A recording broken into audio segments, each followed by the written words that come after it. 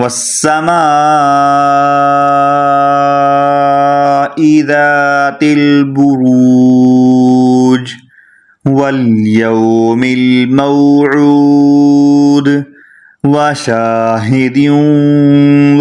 ومشهود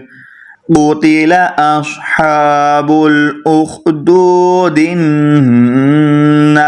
ذات الوقود إذ هم عليها قعود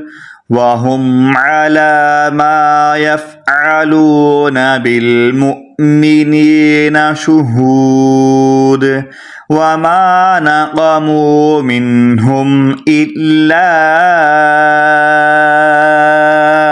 أن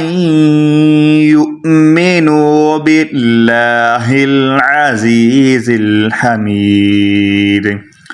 الذي له ملك السماوات والأرض والله على كل شيء شهيد إن الذين فتنوا المؤمنين والمؤمنات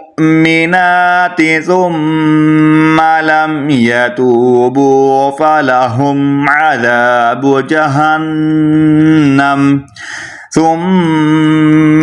لم يتوبوا فلهم عذاب جهنم ولهم عذاب الحريق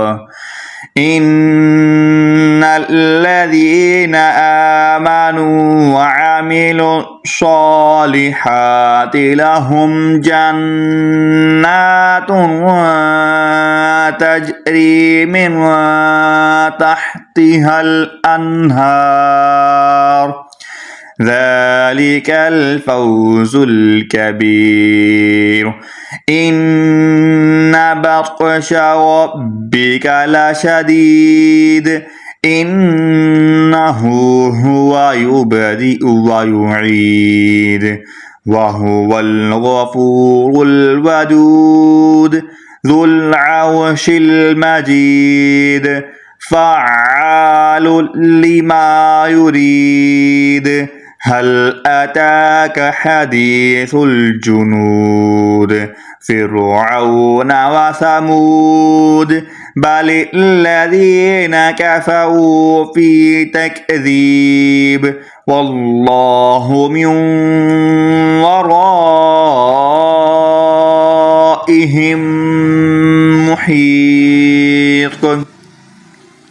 بل هو قرآن مجيد في لوح محفوظ